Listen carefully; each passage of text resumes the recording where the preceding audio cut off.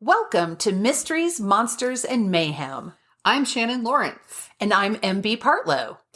Quick content warning before we get started. This podcast may contain language and disturbing content, so enter at your own risk. Hello. Hi. How are you? I'm swell. How are you? Pretty fine. Pretty fine. Hey, one of your recent favorite authors, did you see Grady Hendrix's movie, My Best Friend's Exorcist? I just gave it away that it's going to be a movie release. Yes, I posted There's actually trailers or something. Yes, I posted it on my... I missed that. On my Facebook. Yeah. I tagged... it was just yesterday or the day before, because I tagged Thing 1 in it. Got you. And said, oh, I can't wait. That's fun. Yeah, because, the trailers are out, so he's like, I guess I can announce now, you guys, on Facebook that... I hope that means they're going to do the Southern Book Club's Guide to Slaying Vampires. I mean, it's a trilogy with... what's the... Nope, I don't remember. But one of the other books, they're all together. Because it's not directly related, but they're set in the same place. So right. It's not a straight trilogy or anything. No, My Best Friend's Exorcism happens first, and it's the all music from one. that one. I've read that one. I did not know that was... Yeah, and again, they're not... It's not the same characters, right? It's not, but they're tied together in their own way, I guess. Yeah, it's the same. In those two, they're in the same town, a few years apart. Yeah, and one is from the teenager's point of view, and then the second one is from the mom's point of view. I've actually got 2 more chapters left on My Best Friend's Exorcism. It was like perfect timing for him to. I was like, oh hey, yes. I'm reading that right this very second. Go figure. And for people who. You don't know. I didn't know until I was in writing. You get a book optioned. Some of these authors have just so many books optioned, and they never, ever, ever get made into a movie. But if they renew the option, I mean, you get paid every time they renew the option, I'm pretty sure. So. Yes. And John Stith has Manhattan Transfer. Yes. Has been optioned for a series, which I think is phenomenal. It's been optioned for a movie many times in the past. And when it was first optioned, when it was first written... I don't think they had the CGI to make it. Right. But now, yes. And he even said, he's like, I'm very excited about it, but I'm also, this has happened so many times, I can't get too excited until I actually see it. Yeah. When it's out, then I will be full. And they changed, they went so far as to give it a different title. I can't remember what he said the new title was. I do not either. I did see that post, though. I was very excited about that. Because I like that book, too. I hadn't read it. I went to Hooked on Books, which is a little bookstore downtown, for people who don't know, with some used and some new. And because I had a gift card from, last year for that in Port Richards. Mm-hmm. And so I hit both places, and they had Manhattan Transfer, and I was going to get it, because I actually haven't read any of John's books. Listen, we have a lot of writer friends. I can't read all their books. And I'm not a big sci-fi person anymore. I'm not a big, even epic fantasy is no longer a big thing for me. So anyway, I was going to get it, but it was only on audiobook, and homie don't play that. So no, I still don't have it. I think I bought another one of his to buy it since I had the see moolah. If I still have it, I could lend it to you. Do I still? I'm like, oh shit, that would be on the downstairs bookcase, and that one I haven't tackled yet. I tackled the big one in the living room and got rid of a bunch of books and rearranged them and sorted them into books I have read, and this is my to-be-read bookshelf. I could have a small fortune in trade-in value if I would just go through the shelves downstairs now that I'm okay with getting rid of books unless they're the favorite author or, Yes. So, but that sounds like work. It's like having a garage sale. I have to go there and they're going to look at this book and go, oh, we won't take this book. I'll be like, well, I like that book. Fuck you. I don't take that kind of, it comes across, it feels almost like criticism maybe. I don't know. I hate garage sales because of the whole, you're charging $5 for this $7,000 thing. How about a quarter? And I will punch somebody in the fucking face. I have had one garage sale, yard sale, whatever you want to call it, since I moved to Colorado. And I involved the girls. Because I'm like, no, if you want to earn money from this, you need to work it. And the hard part was, first of all, you have to price everything. That's work. That takes time. Yep. Because I do not like going to, and I apologize to anybody I'm offending, I don't like going to a yard sale where they say, make me an offer. Oh, yeah. Because mine is, here's a quarter. Yeah. I seriously, I went to one and only one that was like that because it was a fundraiser. And it was for somebody it was a family and the husband was struck seriously ill. And so these were friends that were banding together to do this as a fundraiser. And I'm like, all right, in that case, yeah, I can sort of understand it. But I'm like, no, I don't like going. And I'm okay with a big sign that says, all these books are a quarter, or all these books are 50 cents, or all the clothing is $1. I grew up we did garage sales once we had a garage, which wasn't until, I don't know, I think like we had a garage on the little houses that we rented in Oregon. But then it was apartment living before that. And then after that in Maryland, none of those houses, they were all duplexes. It was just multiple neighborhoods full of duplexes, right? No garages there at all. It was just parking. So once we started doing it, and I'd always have to help them, and I'd always have to work out there with people. And it was having people come up and like devalue your things. Yes. And we needed the money. It's why we did garage sales. And you know what? Growing up poor, everything is already devalued. Mm-hmm. You already have the cheap version of everything. You already get made fun of for being poor. And then people come to your house. I guess, so maybe it goes like all the way back to that. I absolutely fucking hate garage sales is the short version. Yard sales, garage sales, whatever. You call them. I hate them, and I hate some of the types of people that go to them. I'll say some of the types, because of course they're perfectly pleasant people. But like my parents in their new neighborhood, which is a nice upper middle class neighborhood, I guess. I don't know how far upper it goes. But anyway, they still participated for a while, and I'd go in as an adult and help them. And the people in that neighborhood were worse than the people in poor neighborhoods. Mm-hmm. Everybody wants to find a gem for nothing. They want to discover. And I'm like, no. I don't want to argue. And don't get me wrong. If I'm buying a car, I love haggling. Yeah. I enjoy that. But for dollar items. No, and sometimes. Suck it up. Yeah. If I go get a big armload of stuff, I'm like, I like it when they just glance at it and go, just give me $10 for everything.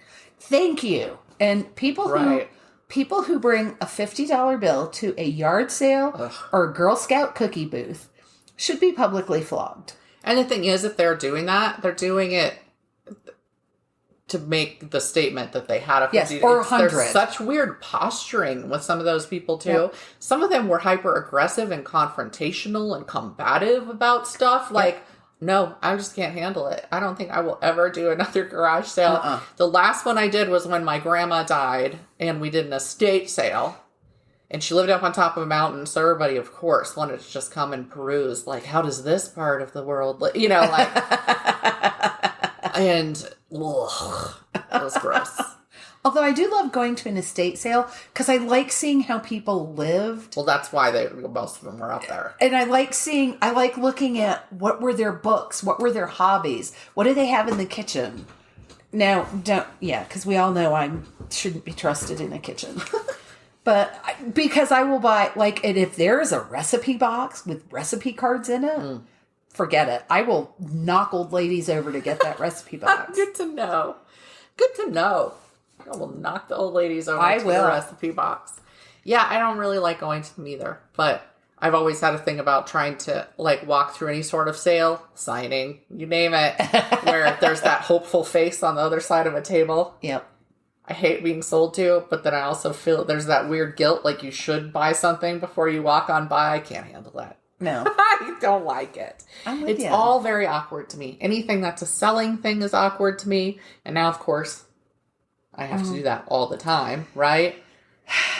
Because you move a couple books at each event you do, and it's that much more money that you brought in, and maybe another reader who buys some more of your books, but I hate it. I'm not gonna lie. Well, that's the Bookie Wookie news. I watched. So I decided, since the kids went back to school 1.5 weeks ago, I was like, all right, my husband's up at the cabin working on a plumbing issue that we're having up there. Yikes. And I was like, let's have a back to school like double feature of horror, right? So my husband won't be sad because this won't be our official family movie night because he can take or leave horror most of the time, right? So I'm like, all right, let's do this.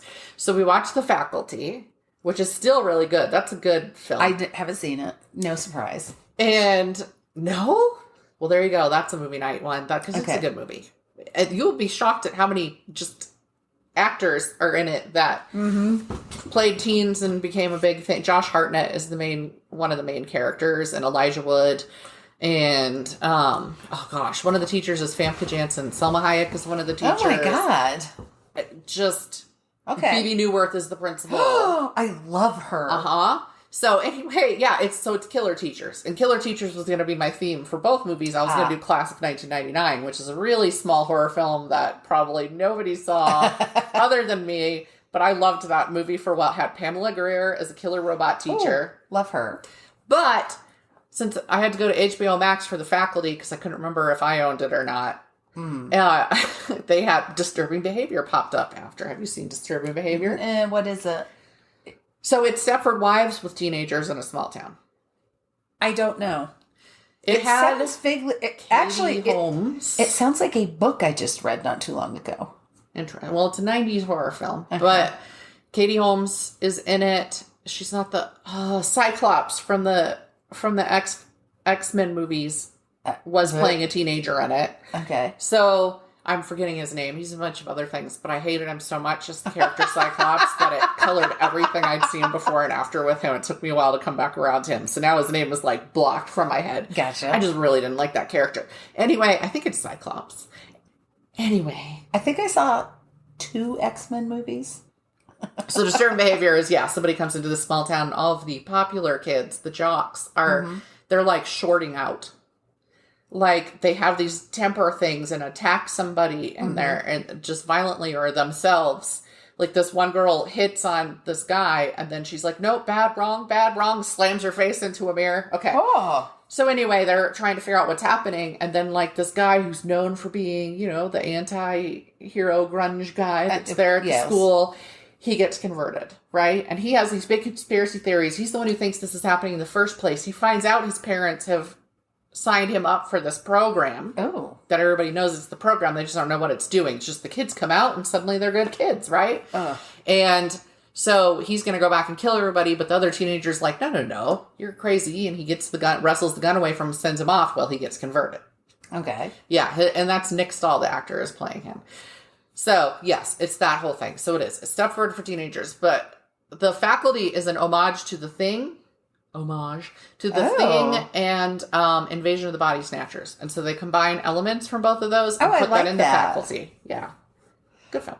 I did, because I needed a laugh, watched Shaun of the Dead. Oh, yeah. Not too long ago. See, they had a movie slated to come out. They had announced they were going to start filming it when the pandemic started. I have not heard word one since then about what they were doing with it, because it was going to be in that group of movies where it was, what is it? The Fuzz? Hot Fuzz. Shaun of the Dead. They were going to do another horror comedy, and I was so excited. Well, they did do a third one. Right, but they were going to do another one. So, because they did, World's End? Yeah. So. This wasn't the one about the pandemic, was it? No.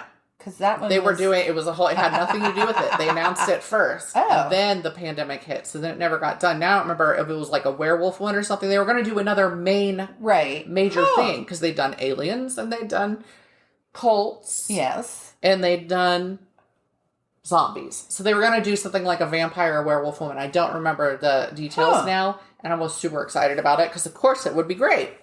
Then nothing. I would watch it. Whatever it was, I would watch it. Right. But it didn't happen. So do you want to start? I will start. I've got your garden variety serial killer here today. So, I'm going to be talking about, it's not like it's a big surprise. I am going to talk about William Devin Howell. So, what really got me going on this was because we talk about murder a lot. a lot. You know. As one does. So, here's something, and I read this in a book, and it resonated with me. Either everybody matters or nobody matters. Mm-hmm. It's like the Eve Dallas thing. She's like, I stand for the dead. I stand for whoever had their life taken from them, and it doesn't matter if it was prostitute or the president, anybody in between. You have to stand for everybody or else nobody matters. Yeah. And what's really sad is that, for instance, and we've talked about this, when teenagers go missing, they are assumed the first thing... ran away. They ran away. Yeah. And it's even worse if they're minority. Yeah. Or people of color. Or if they're or if they're from a poor neighborhood. Yes. Or if they're Black, well, it must be related to drugs. Right.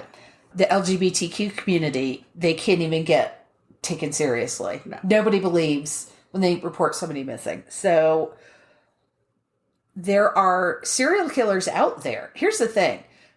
I think some of the serial killers who have gotten the most press, who we've learned the most about, are the ones who prey on the upper crust of society. Mm-hmm. The ones who take the pretty white cheerleaders. Yeah. So there are a lot who will target what we euphemistically call the fringes of society, the people who are involved with drugs, the people who are in the sex industry. Which is why there's a whole field of like victimology, because you're more likely to be a victim if, right? Exactly. The serial killers are they're not doing this by accident. It's not a happy accident. They're playing the odds. Mm-hmm. And a lot of these times, these people don't have families to look for them, or they have substance abuse problems, which has them in and out of contact. And I really think that in general, we, all of us, have been trained by the media and by movies that we can look the other way. If a meth addict goes missing, that life doesn't matter as much. Right. Sex worker, collateral drug damage. user, yeah, homeless person. Yeah. So I am going to talk about William Devin Howell, who's a particularly heinous piece of human-shaped excrement. He was born in February of 1970 in Virginia. He was raised by what he later called a good family in a good home. He didn't have any complaints. He wasn't abused. He didn't have any of those earmarks, the typical serial killer. He didn't have a troubled past. He didn't wet the bed. He didn't set fires. He didn't torture animals. He wasn't abused. However, in his early adulthood, he got involved with drugs. And that was all I could find. It wasn't very specific as to which drugs. So he didn't seem to have any problem until he got involved with drugs. And he started having run-ins with the law because he would steal to feed his drug habit. So at the same time, he has said he started developing rape fantasies that he says he couldn't control. And there's reference to him, and some of the language here is just bizarre. He made a dark and terrible mistake after a fight with his girlfriend. Okay. But it doesn't say. He was later charged with abusing one of his girlfriends, but it's like, did he rape this girlfriend? Did he go out and rape someone else? It's a really muddled, I don't know why, and I think it's because of who his victims were. I mean, he was a killing machine, but, we don't need to know anything about him. So on July 31st, so what really led to this guy's downfall, that's kind of where everything started. July 31st of 2003, a woman named Brenda Torres went to her local police station near Hartford, Connecticut. This is the other thing I forgot to say. He's born in Virginia, but he moved to Connecticut. All these killings were done in Connecticut, which you just don't think of serial killers terrorizing Connecticut. Don't know why, but it's too fucking cold, maybe. It's too preppy. Anyway, she went to report that she hadn't been able to contact her sister, a 33-year-old mother of four named Nilsa Arizmendi, for a week. She told police that her sister, who did work in the sex industry and was a heroin user, had been living in a motel with her boyfriend, Angel Sanchez. So the police were pretty happy to learn that Sanchez was a convicted drug dealer because they thought, okay, this is going to be an open and shut case. Right. Which, yay, let's wrap this up, make everybody's life easier. But he passed a polygraph test and cleared his name.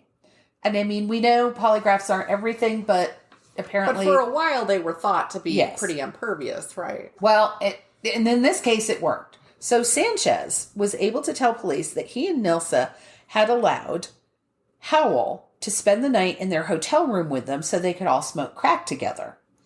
And the last time Sanchez had seen Nilsa was around 2:30 a.m. on July 23rd when he saw her getting into Howell's dark blue Econoline van that advertised quality lawn service, and it listed his phone number. Now, on the van, it used the name Devin, called Devin. So his middle name was Devin. So sometimes he goes by William Howell, sometimes it's Devin Howell. So it lists his phone number. And the van they tracked the van down. It belonged to his girlfriend, Dorothy Holcomb. And her parents said, no, she had sold the van to him. So the police showed up at Holcomb's house to question Howell. And they did not have a search warrant at this point. They just showed up to question him. After they left, he took the van and went back to Virginia. So in November of 2003, so this is a few months later, he just happened to get stopped by a sheriff for speeding in North Carolina in the same van. What a fucking idiot. The North Carolina authorities held him until the investigators from Connecticut could get there to pick him up. So they're taking him back, and I'm not clear. It wasn't clear. I think they were driving him back. They didn't fly. But he asked why they would travel all that way for a misdemeanor warrant. He was told then that he was wanted in connection with Nilsa Arizmendi's disappearance. And at that point, he decided to decline to comment any further until he had a lawyer. Not a shocker there. So his Arizmendi's blood was found in the van, along with the blood of a second unidentified person. And there were 6 videotapes of Howell having, quote unquote, bizarre sex with several women. I do not know why it was labeled bizarre or what that entailed, but the videos were shot in such a way that the women's faces could not be seen. So Howell was charged with Arizmendi's murder, and despite the lack of evidence, all they had was the circumstantial forensic proof. He took a plea deal for first-degree manslaughter in 2007 and was sentenced to 15 years. So not long after he was sentenced, and at first, there was also a whole issue with his cellmate because he was telling his cellmate things, and his cellmate turned around and told the authorities, of course, wanting to get a better deal for himself. It appeared that what the cellmate was telling him was all true. They were able to verify it later, but he was later, they pressed charges against him for threatening his cellmate. Gotcha. And he wasn't going to take the plea deal because there was no body. But had he done other crimes before and he was trying not to get that discovered, maybe through more investigation and criminal proceedings, maybe? You mean on the record? No, I'm saying maybe he had more skeletons buried. That's what I'm asking. Did he have skeletons buried and he didn't want them to look deeper at him? In fact. Okay. Not long after he was sentenced, a hunter stumbled across the partial remains of 3 female victims in a heavily wooded, marshy area behind an abandoned mall. Cadaver dogs were brought in, and the remains of 4 more victims were found. Howell later referred to this area as his garden.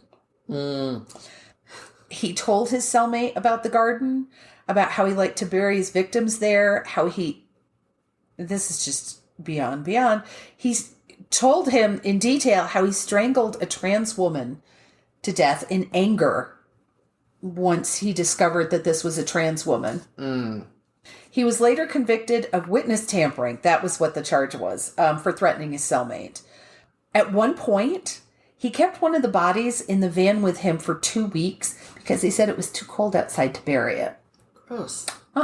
He slept next to the corpse, called it his baby, and then he cut off the fingertips and disposed of the body parts in various places. Eventually, the DNA from 6 of the 7 victims were found in the van.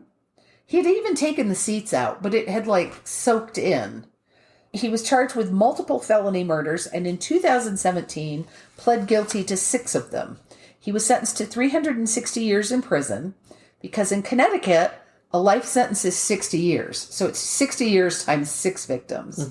And it's, what is the word I want? He's serving them one right after the consecutive, yeah. Not concurrently. His victims were Melanie Ruth Camellini, a 29-year-old mother of two who went missing on January 1st of 2003. Janice Roberts was the 44-year-old transgender woman who was last seen on June 18th of 2003 getting into Howell's van and was reported missing a few days later. Diane Cusat was 55, last seen alive on July 9th of 2003 because they have that exact date because the police were called in to help resolve a landlord-tenant dispute that she was involved in.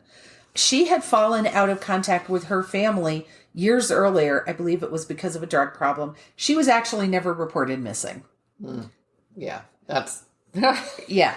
Yeah. Nilsa Arizmendi, we've already discussed.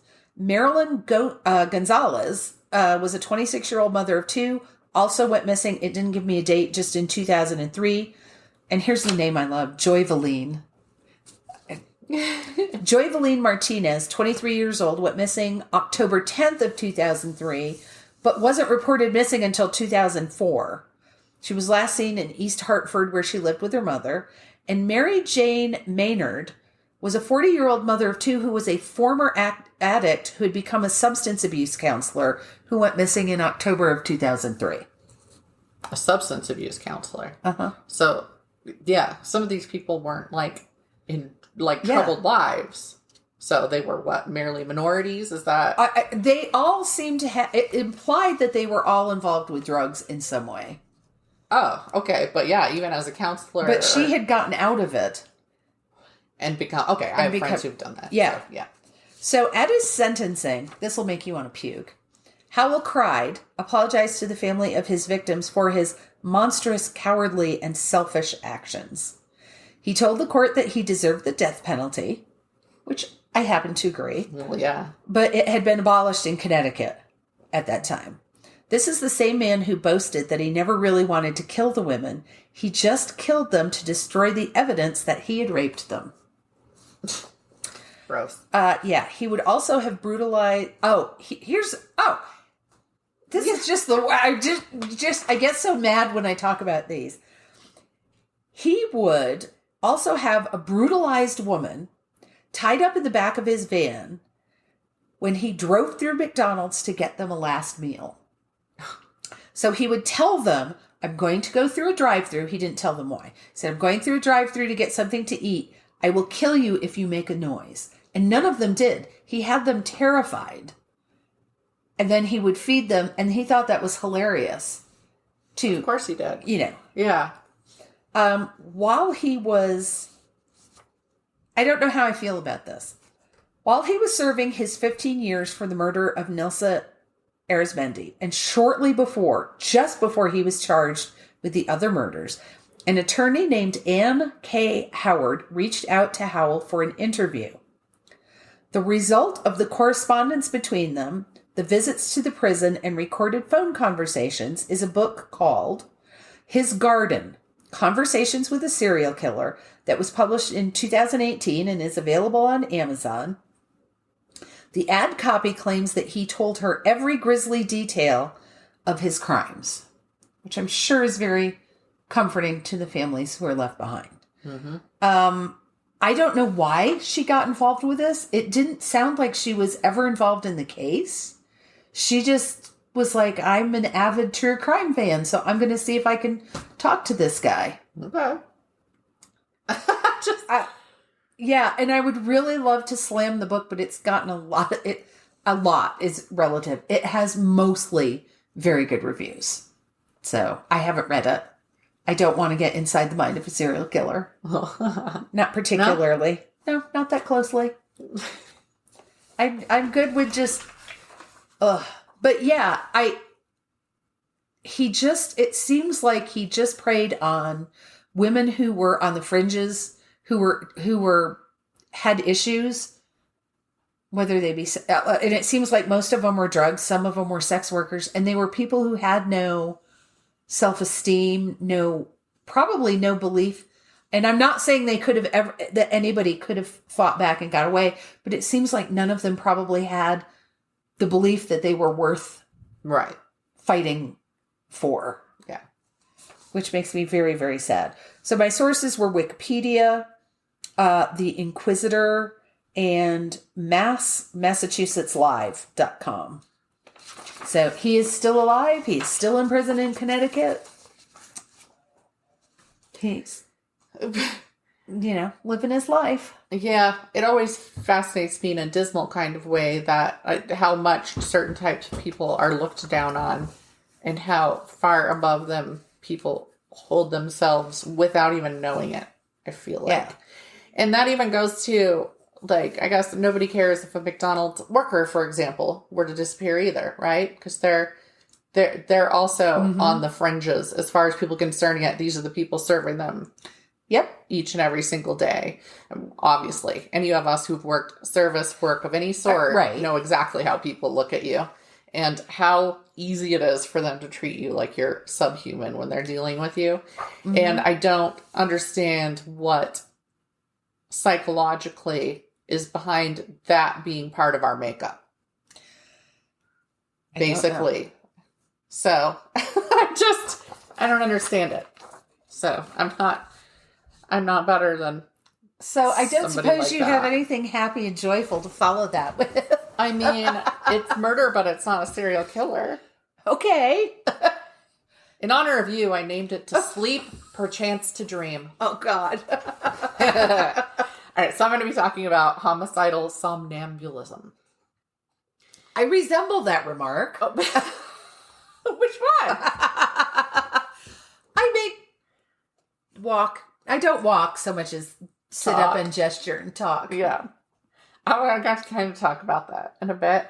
In 1846, a shocking crime was committed in Boston, Massachusetts. A 20-year-old man named Albert Terrell was accused of murdering a sex worker with whom he'd been having an affair. Terrell was wealthy, married, and had 2 children. And it was, it was old wealth. He came from a wealthy family. He was wealthy. I have a question. Is it an affair if he's paying for it? I don't think he was anymore. Oh, okay. It was an actual real live It was an affair. Okay. But in 1845, he had left his wife and started a full relationship with Maria Beckford. Oh, my goodness. Then it was an affair. That's right. And he was a known adulterer, by the way. It's not like they listed previous people, but they said he was a known adulterer. The two were quite passionate and known to fight passionately as well, right? But they'd make up just as passionately as they'd fought. In fact, she often said she loved the fighting because what happened afterwards was great. How many times have we heard that? Plenty. Albert wanted Maria to quit, though, of course. You were good enough for me when I was paying for it, but your job is not okay now that I want to be hooking up with you. And Maria said, no, she was happy where she was. She actually liked what she was doing. And I can see in that time, right? What are you going to do? So you're going to leave, you're not going to be allowed to work. Mm-hmm. If you think about it, sex workers were some of the few women, and then, say, handmaids and stuff like that were working. Otherwise, you were just the wife, right? And it seemed like he kind of wanted to eventually work around, have that sort of thing. But she wouldn't have even had the security of being his wife because he hadn't divorced his actual wife. He just left. Okay. He didn't divorce her as far as I could find. But anyway, on October 27th, 1845, the smell of smoke woke up others in the building, and Maria was found on her bed, which was on fire, with her throat deeply slit to the point where she'd been nearly decapitated. Eek. The fire had likely been set to cover up the evidence. She had been cut with a razor. Oh. Witnesses had seen Albert both entering and exiting Maria's room after her last client, but when police went to pick him up, he'd fled. He was nowhere to be found. It would be months before he was found in New Orleans, stating he had left because charges of adultery were being brought on him and that he had no idea Maria was dead. No, I left because of the adultery. No. Of course, his family being rich, Albert was able to hire the best lawyer around. Rufus, and I don't know how to say his last name, Choate, Choate, Rufus was known for coming up with innovative defenses. He was quite well known, and he did not disappoint. In fact, he would set a precedent for homicidal sleepwalking with this case. He would be the first, at least in the U.S., to blame sleepwalking. The look I gave. Like, oh, yeah. At this time, it's referred to as the automatism defense or automatism, and seems to basically be seen as a form of unconscious temporary insanity. If you are not consciously responsible for your actions, what do you do with that in the case of murder? So, while the UK has established this defense now, they take it more seriously than we do. US and Canada still tend to err on the side of, nah, buddy, we don't believe you. We think this is, I learned this term, a Twinkie defense is like a bullshit defense, basically. Was that based on the guy who committed the murders because he ate too many Twinkies? The junk food defense? The junk food defense. I don't know why they call it the Twinkie defense. But anyway, they were like, So, yeah, US and Canada, it seems like Canada then, it's like UK takes it very seriously as a possibility. Canada's like, middling, and US is like, fuck your sleepwalking defense. That's basically what I found when I was looking through various cases. All right. After first accusing Maria of having slit her own throat, that was actually where the lawyer went first, didn't fly. They were like, nobody can slit their throat all the way through and then set fire to their bed. Rufus proclaimed that Albert couldn't help himself and that, in fact, he was a violent sleepwalker. Albert's family and friends came forward, each giving evidence of incidents in which Albert had violently attacked someone while sleepwalking. Of course they did. Saying he started when he was 6 years old, had multiple times attacked family members, and had broken a window. What a tit. The dean of Harvard Medical School is said to have defended Albert in court at that time.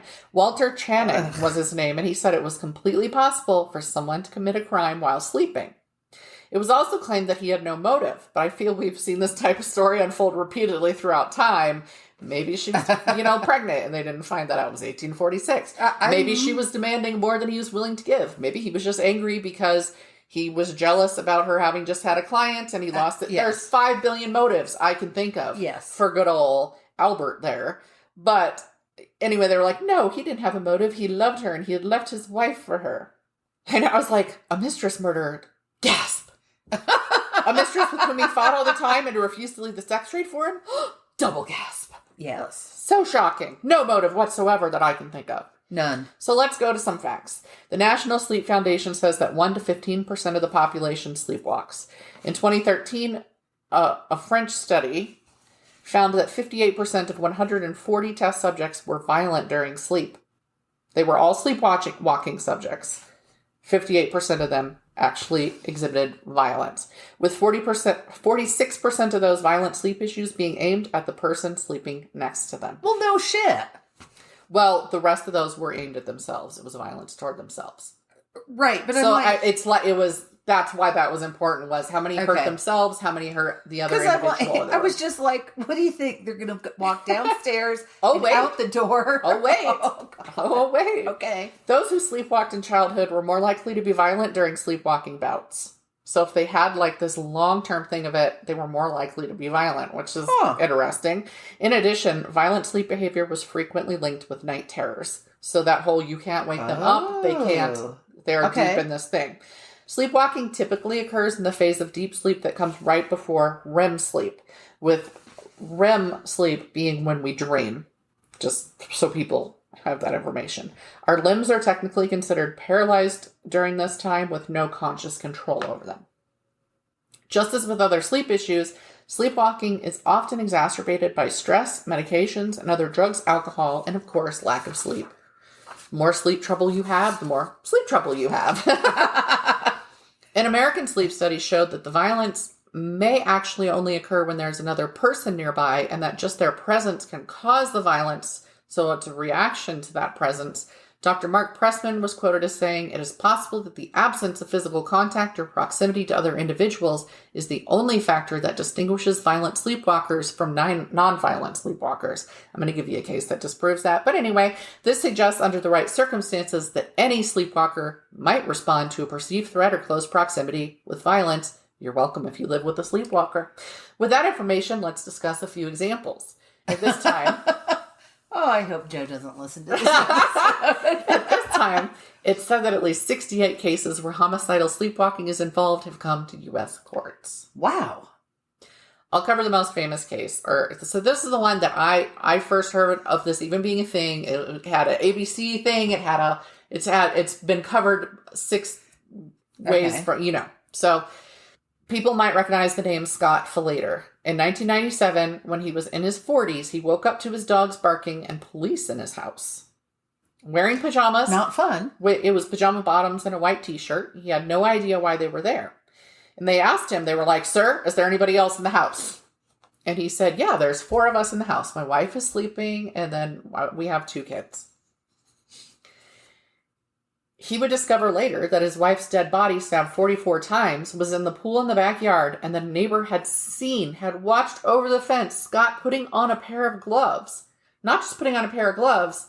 He walked in, so they heard screaming. And so this neighbor came out because they heard a woman saying, "Please stop, please don't." Right? Right. So he comes outside and he figures out it's coming from next door, and he puts something there to stand on, and he looks over the fence and he sees the neighbor wife, Yarmila is her name, lying on the ground kind of flopping around. He thinks at first, oh, there's a drunken thing happening here. Like she's drunk, she's fallen down. And then he sees Scott Falater go in, and some lights turn on and off through the house, and him wringing his hands. And he's trying to figure out what's going on, right? Because he's like, well, I heard those screams, though. And she kind of rolls over and flops, and then she's still again. And then Scott comes out, and he's putting on work gloves. Well, leather gloves. And then he pushes her body into the pool and holds her head under the water. And this is when the neighbor goes, "Fuck!" And he runs inside to call the police. Right? Fuck is right. Yeah. When police he didn't say he said that. That was just my...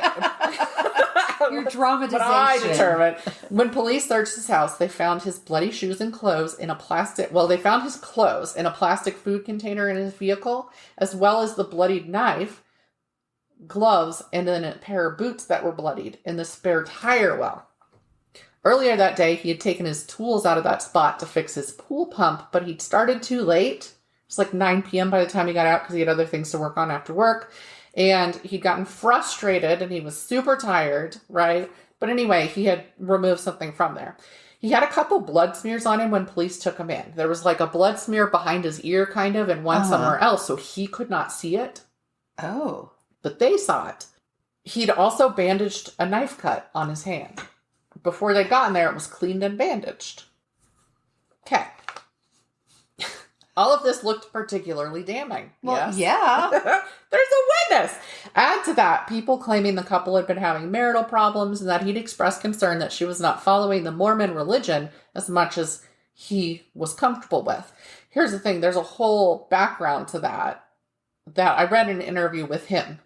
And she had converted from Catholicism to Mormonism for him. Ooh. So I was like, well, no surprise she's not as Mormon as you want. Who would be? What religion is even more misogynistic than Christianity and Catholicism? Oh, Mormonism. So she wasn't going, she'd given up a medical career to be a mother. She was a successful woman. She gave all that up so that she could be a stay-at-home mom from then on.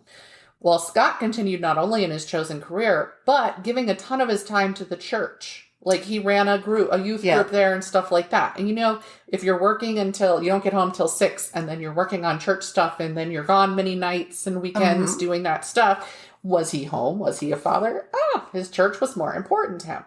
So she did have bouts of depression. And you would. If you were successful and actually enjoyed your field and all of that, then and even if not, it's still part of your identity, right? Yes. So...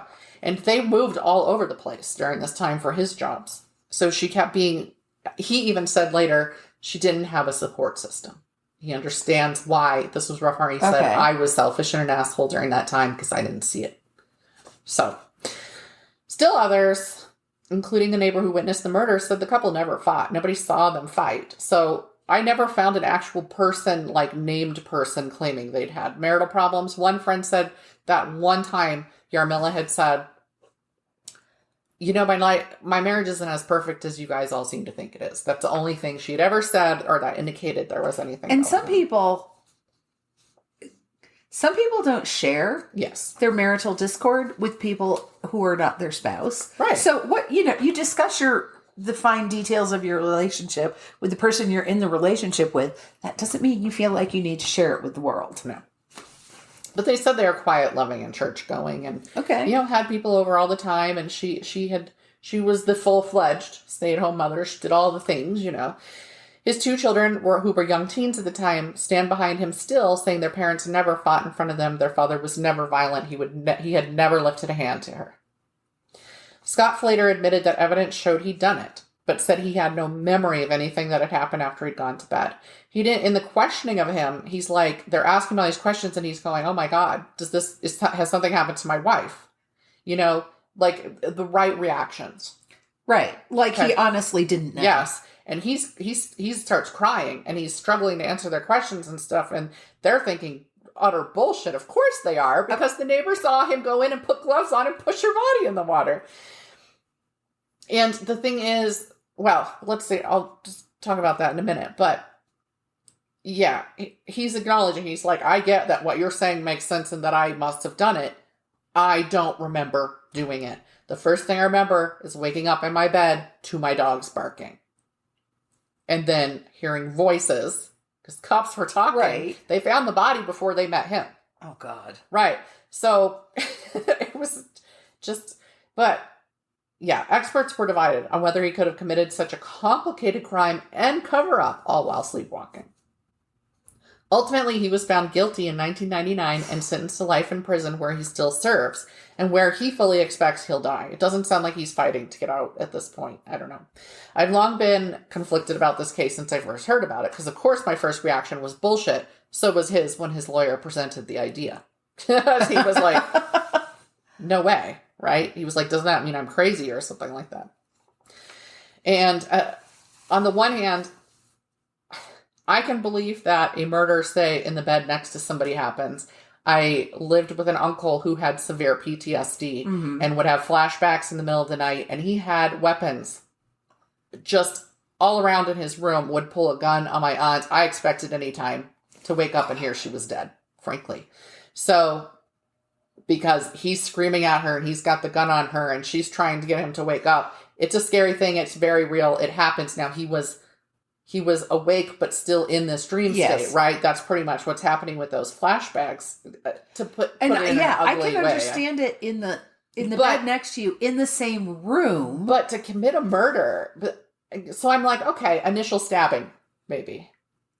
Was there? Because here's the thing. They found a flashlight on and at the pool pump, so they think he'd gotten up in his sleep because he was worried about doing this for her. And he was there. That's why he had the knife, because they found he had partly cut through, like, the something there. So he had the knife on him, and he was working on the pool pump in his sleep.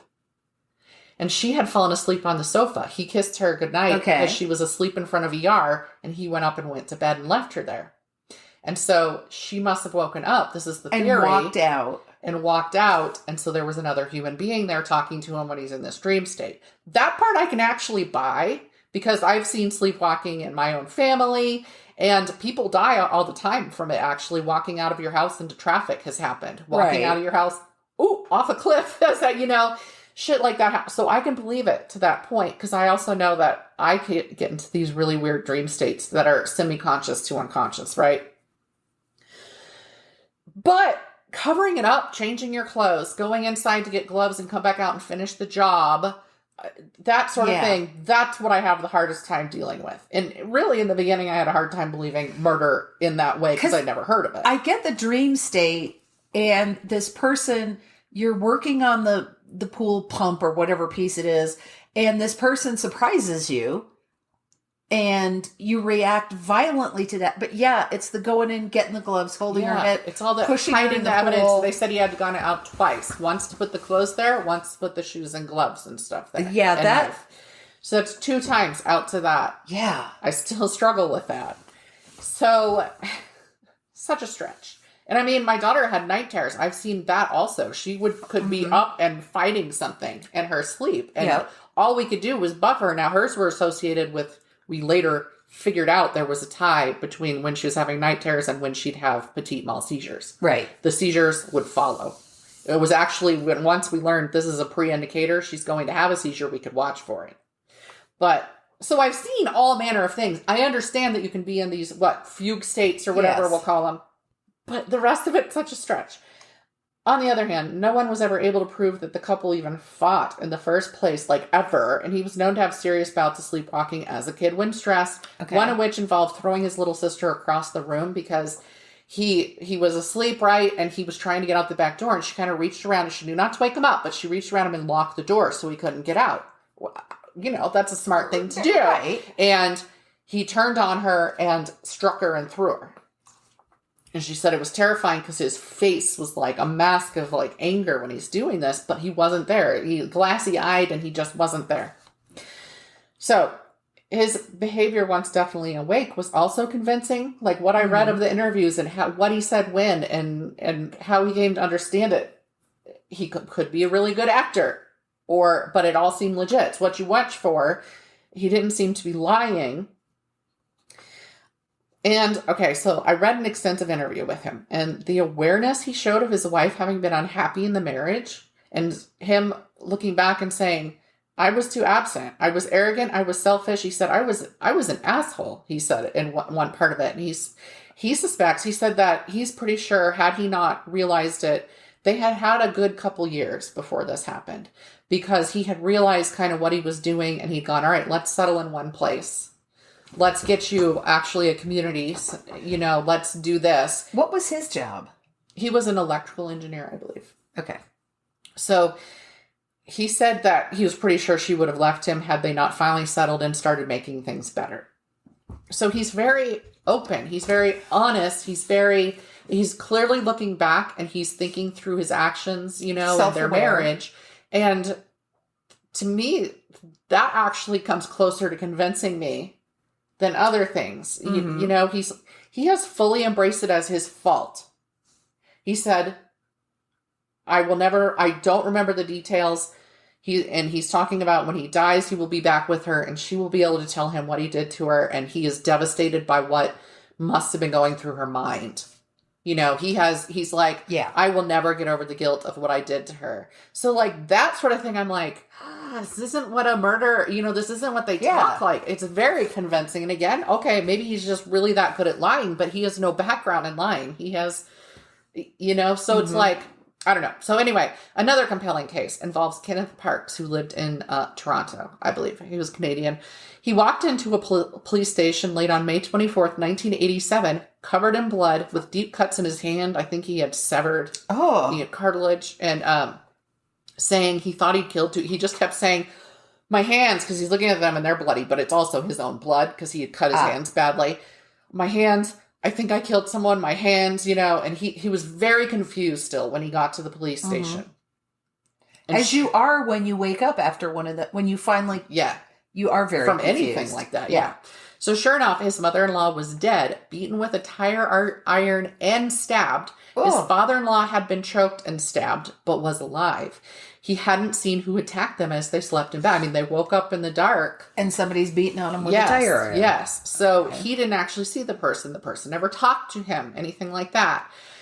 In Kenneth Park's story, he had been deeply stressed due to money issues born of a gambling addiction. He'd embezzled just over $30,000 from his employer and attempted to make up his debts by betting on horses with the intention of paying that money back before his employer knew. Right. And also covering his already other debts. He had cleaned out their savings accounts at home, and his wife didn't know because he controlled the finances. He had cashed out some things. He had been, you know, what they do. Yep.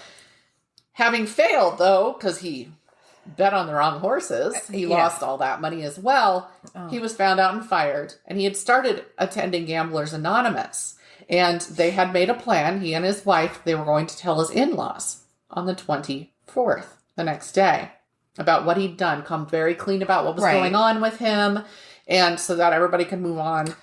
The 12-step program is very big on owning it and making amends and being honest. And so he was doing that, but instead, he'd climb from his bed in the middle of the night. Last thing he remembered, he went to bed, right? Driven just shy of 15 miles to their house, used his key to get in, and assaulted them. This was not a person lying next to him. He didn't wake up and kill his wife. Right.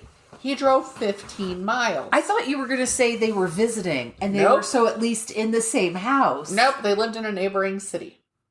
His story of going to bed in his own bed and waking up to see his mother-in-law's face. That's the first thing he woke up to, was being over her. Then fleeing to the police station, never wavered. Again, they didn't buy any of this bullshit I don't remember. So they were going at him hard. They were doing all their tricks to trick him into admitting something. Not ever did his story change. And while he was convicted of the embezzlement charges, he was not found guilty of the murder of his mother-in-law or the attempted murder of his father-in-law, which were tried separately. The father-in-law was second, due to not being conscious when he attacked them. His sleep disorder, now they do have tests they give these people, and they did have, all of them had irregular, was it EEGs or whatever. So that they do associate with sleepwalking and stuff. So they were tested medically and scientifically as well. And he was found to have those strange brainwaves. His sleep disorder established through the years was considered to be genuine, and it was paired with a complete lack of motive, because he actually got along fantastically with his in-laws. His mother-in-law called him her gentle giant. They had a wonderful relationship. That would be like if my husband killed my mother-in-law. My mother, his mother-in-law. That would be insane. He's closer to my parents than to his own, Yeah. So, yes, it was very strange. It was very out of character. There was zero motive. They weren't going to get a windfall if these people were dead, if you wanted to go financial. Because, of course, that is where you go. He had gambling debts. He didn't actually stand to gain anything like that from their deaths. And also, his defense remained consistent the entire time, no matter what they came at him with. In court, with the cops, everything. So he sold his house to pay his employer back and seemed to be doing well enough with his large family, his wife still sticking by him years later. The last reference I found to him was in an article in 2006 where the community was expressing concern over him running for school board trustee. 5 of his 6 children were attending that school at the time.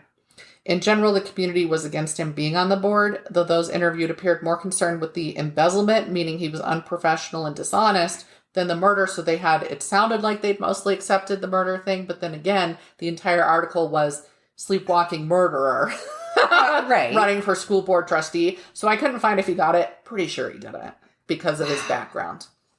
So yeah, his wife stayed with him. And so I couldn't find anything about how the father-in-law felt toward him afterwards. I don't know if in that situation, even if I honestly believed he had done it sleepwalking, I'm not sure I could live with someone who killed your mother. Killed my mother and tried to kill my father. I was thinking about that too. I don't know that I could do that. So, yeah, I don't know. Wow. How do you get past that? I do not know. How does your dad get past that when you have family dinners now that he doesn't have a wife? Yeah. Okay. But she did. Finally, we have Joseph Mitchell. Joseph had 3 children, a 13-year-old daughter, a 10-year-old son, and a 4-year-old son. Why does this matter when I haven't given you children's ages before? Unfortunately, on the night of September 21st, 2010, after seemingly trying to suffocate the older 2 children and being fought off, he choked his 4-year-old to death. His daughter had woken up to her little brother screaming after she passed out due to her father shoving her head into her mattress and between the wall and her mattress so that she smothered enough to pass out. Right. But because he then walked out, she first got him off the 10-year-old and they fought him off, and she ran into the mom's room and got the mom, and the mom said, "Go get your brothers," which I'm like, seriously? She's 13. But anyway, so then the mom follows in there, and they together are getting him off the brother, and the little girl picked up her little brother to get him out of the room because the father's still standing in there, right? And she doesn't realize he's dead, and she's carrying his little dead body. Oh, God. I felt so bad for the daughter in this. All of them. But the daughter, I feel like, really got the short end of that one. So, they got Joseph off. Little boy was dead. He could not be resuscitated. So, disturbingly, Joseph wore a Halloween mask the entire time. I could not find what mask. But when he was suffocating her, mask. He got up, put on a Halloween mask, and suffocated his children. So after they fought him off, he locked himself in his office, where police would later bust in and find him suffering from self-inflicted knife wounds to his neck and torso. He didn't return to full consciousness, according to his testimony in the hospital, until he was in the hospital. They said he was clearly out of it during all of this. The cops even pointed out that he was not feeling pain. Oh. Okay. And they said that is another piece of proof that, because you won't feel the pain Right. in your sleep. Joseph had been unemployed and suffering financial issues. And it was reported that he was getting maybe an hour of sleep per night because he was having a lot of stress. He was doing job interviews. His wife didn't even know until after this all happened that they were about to go into foreclosure on their home. Oh. So it's not just the stress of, it's not just the financial stress. It's financial stress and lying to your wife about it. Yes. Which, that's what John List did. That guy that famously was found all those years later in Colorado, no less, after killing his entire family, but not himself.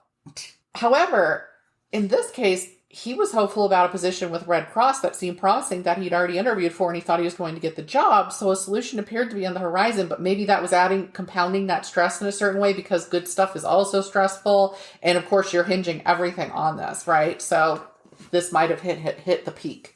While he was found not guilty of first-degree murder, the jury would later disclose that this was because they were not allowed to find him guilty of manslaughter. They asked the judge. They actually petitioned for permission to do a lesser charge. Judge said it's murder or nothing. Huh. So, because they felt homicide was not appropriate, they felt that the malice and intent and forethought had not been proven. Right. In the court. And so they were like, so we can't convict him of a charge we don't believe in. You know what? I get that. If you tie their hands that way and say you can't do a lesser charge, that's how it makes so much more sense in those cases where you see they've got a ton of different charges. Yes. So they can be found guilty on this charge, but not that charge which wasn't proven. I feel Right. like that gives them a more honest way to go about things. So anyway, they said their hands were tied. It wouldn't have been right to convict him of homicide, but they said definitely the manslaughter they would have convicted him of. His wife was absolutely devastated at the verdict. Well, she was not like it's okay, my husband's cool with me. She started sobbing and saying I couldn't save him, her little son. And she actually hyperventilated to the point where she had to be taken to the hospital. She was actually wheeled out on a gurney and put into an ambulance and taken to the hospital. Two of his previous ex-wives testified that he had violent bouts of sleepwalking with each of them. So one said he sat up in bed one time and actually went to hit her because she sat up and probably said something. Mm-hmm. And the other one said she found him walking around the house with a knife during their marriage, sleepwalking, and then had to deal with that. The night he attacked his kids, he apparently walked in and out of their rooms multiple times throughout the attacks. He just wandered. And then he was like, suffocate, wander, suffocate. So, really wearing this fucking mask. It's a horror movie. It is. Hospital records showed that, again, unconscious when he arrived. And they said he had not lost enough blood for it to be attributed. But the cuts were not like a straightforward conscious person trying to kill themselves. Right. It was like he was sitting there slashing and stabbing at his own face. Which, there you go. I'm doing the hand motions now. You can't see it. And once more, the police said he did not feel any pain when we had to get him and arrest him. An expert testified that the men who kill their families due to financial and other stresses, because of course they're thinking it's one of these John List things, they usually target their wives first. They take out the stronger person first and the person who they're hiding the things from. And, all of this psychological stuff is wrapped up in it. She was fine. He got out of bed. So that's what they were saying. He does not fit the profile of those types of, I'm going to kill my children because I am in debt. Right. But she was in bed next to him. Yes. Huh. So again, that whole only being a human in their space is the only thing that makes them a killer versus not a killer. I don't think that stands up to the scrutiny. And I've only selected 3 out of plenty of other cases I read about. Right. So there you go. And it's frightening to think that someone who is otherwise nonviolent, because the thing about these men is they were all described as not violent, never raising a hand to their wives, that they could suddenly become a murderer in their sleep, right? Because how many people are married to people like this? In these cases, experts testified that men who were otherwise conflict avoidant would often act out their issues in their sleep. And that's why this would come across this way. So I was thinking about that, and I remember my husband, conflict avoidant, he would argue with his godmother in his sleep.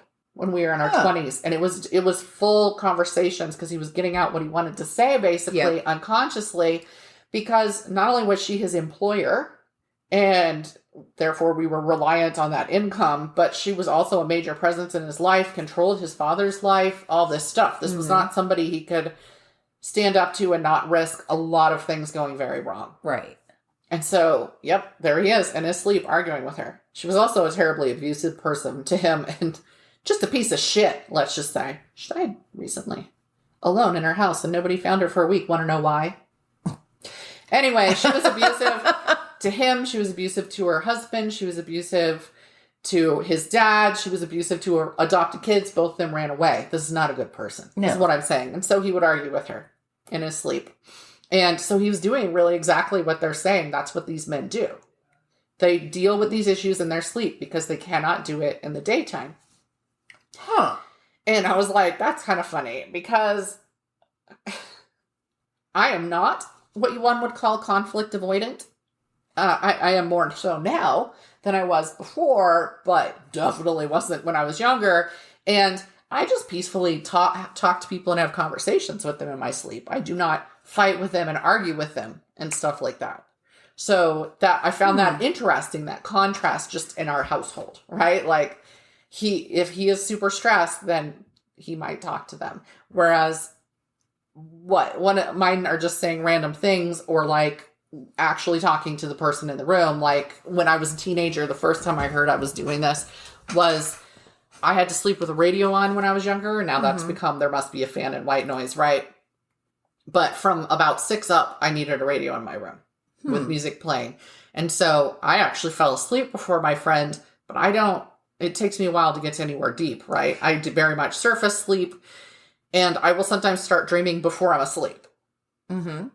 And so anyway, I guess she got up to turn off the radio because she couldn't sleep with it on. Right. And I said, turn that back on.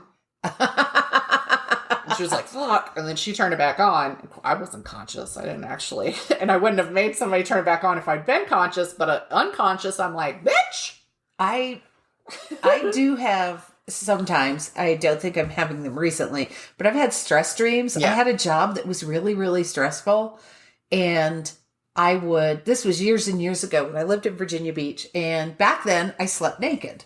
Uh-huh. So I would wake up in the night because the people I worked with would be coming out of my closet to talk to me. I would sit up and I would feel around for a nightgown or a t-shirt or something to put on so I didn't have to have these confrontations naked. Yeah. I distinctly remember doing that because I would wake up the next morning going, why am I wearing an inside out backward blouse that is right. You know. Why am I wearing my work uniform right now? Why am I? Yeah, so. Which again, here's my thing. Again, why I believe. I had severe PTSD. I already had it. It was compounded by a big major car accident where somebody died. Right. And following that, the DA came after my husband deciding it was his fault because it was an elderly woman. But even all of the witnesses and the investigating cops said it was her fault because she ran a stop sign. Right. But anyway, the DA had a hard on for us for some reason. I thought my husband was going to prison. I was the one who rushed to the woman's aid, even though I'd been at the peak of where it hit because the other people in my car were in shock. And so very traumatic event. And I looked into this woman's eyes as she was dying. Oh. And so one of the things that came with this huge resurgence of the PTSD was, and yes, I slept nude then. I still do. I would wake up naked in a bed next to somebody I didn't know. So I would see him as a stranger. I didn't know who he was. I would freak out and I would get up and lock myself in the bathroom. And then at some point I'd wake up in the bathroom. Right. Yes. But I consciously remembered waking up and not knowing who he was, who I was, where I was, and panicking and hiding in that bathroom until I could wake up. So this was quasi-awake. I remember having a dream, and I'm not going to say the name. I hope I haven't said it before. I had a dream, because it's somebody we both know. Okay. I had a dream that I was at a conference, and I was getting into the elevator with this person, this male friend, and the next thing I remember is I'm waking up in bed next to someone snoring. Right. And I am terrified because I can't remember anything between getting in the elevator and waking up in bed. And I'm like, how could I have done this? Oh, nice. So you wake up thinking you're having an affair or something, basically. And I am sitting up in bed and my heart is just galloping in my chest. And eventually I wake up enough to realize it's Joe snoring that has woke me up. There is no connection between the dream of me getting in the elevator and then, but my God, that was so, and it was the loss of control and the loss of memory that really set me, because I was like, how could I have done this? How could I have done this and not remember it? It also happens when I travel a lot. Right. I wake up in the middle of the night and I can't tell where the fuck I am. I don't know where and I'm like, what hotel room am I in? Am I in Cousin Gertrude's home? And then eventually I wake up enough that I'm like, nope, that's my clock. That's my window. That's my dresser. I'm home. It's fine. Yeah. See, there's all kinds of weird things that happen and there was a whole scientific thing that I just chose not to go into here. And it was, different levels of doing this. And if it happened during this period or this period, because there's a lot of things associated with the periods while you're falling asleep and waking up, because there's certain things and rhythms that are happening then, right? But again, that's not when sleepwalking occurs. So I figured this, while it was interesting to me, it was not relevant to the story because that is happening in that one specific period. I had a roommate in grad school who woke up. She'd gotten dressed because she had the t-shirt on backwards and she was watering the plants. My mom was a major sleepwalker and my oldest brother was a major sleepwalker. And I never saw my mom do it as an adult. So she just did it as a kid. But my brother, like we were sitting there, we had like this split level house. So then there were kind of half a stairwell up to the bedrooms and then half a stairwell down again. The living room was at that midpoint. And he walked down one time and Mom's like, what you doing? We were just sitting up. It was after their bedtime, but I was much older than everybody else. So I was up and he just said, go into the bathroom. Well, he'd passed the bathroom. It was up there next to the bedrooms. We didn't have a main floor bathroom.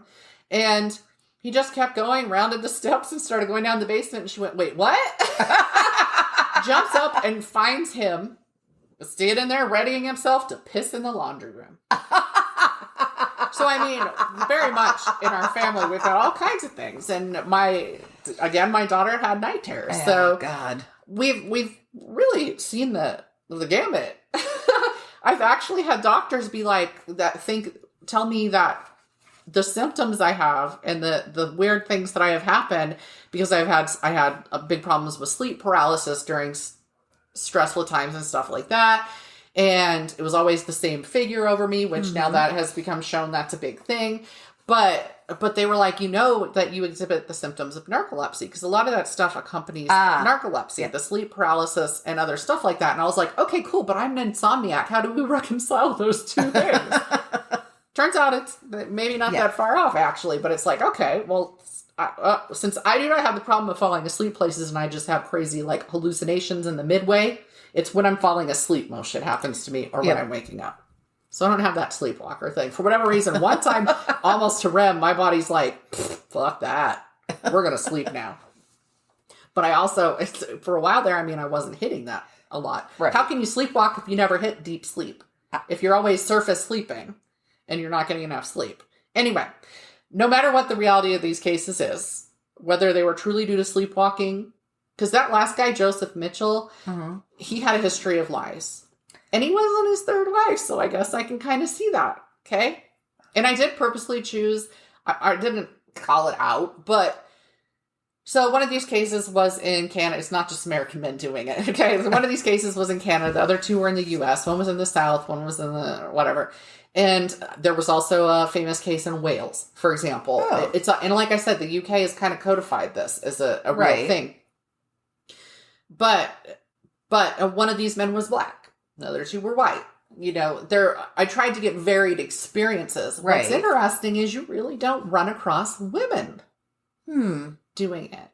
And I was like, that's fascinating because to me, women have to hold in their rage far more often. Right. You know, like rage isn't something that most men aren't allowed to express. They're not allowed to express grief and right. You know, that sort of thing. So you'd think that's what they would then go into. Women are allowed to express grief, but heaven forbid Not you anger. express anger because then you're just a fucking bitch. Right. And so I find that fascinating, and I'm going to go into that. I'm going to go research that on my own because I want to know why it's so prevalent. Yeah. Just and all the men I covered and the ones that I was looking up, 40s and 50s. They were safe. middle-aged men. I'm safe now. Well, I didn't look at all 68 cases or anything, but you know, anyway, that was fascinating to me. Are there no cases of women? I saw one vaguely, and it wasn't a terribly interesting one, so I didn't choose it. But one, and again, there could be more that I didn't get to, but extremely prevalently men. But anyway, I couldn't help but put myself into the victim's mindset during this and thinking you're looking at your loved one who you don't have issues with, and they are glassy-eyed murdering you. That must have been so emotionally, right? And or mentally trying to murder tough. your children. Right. And how do you reconcile any of that? And then they're dead. I mean, this is the last thing they're seeing is this person that they love. Killing them.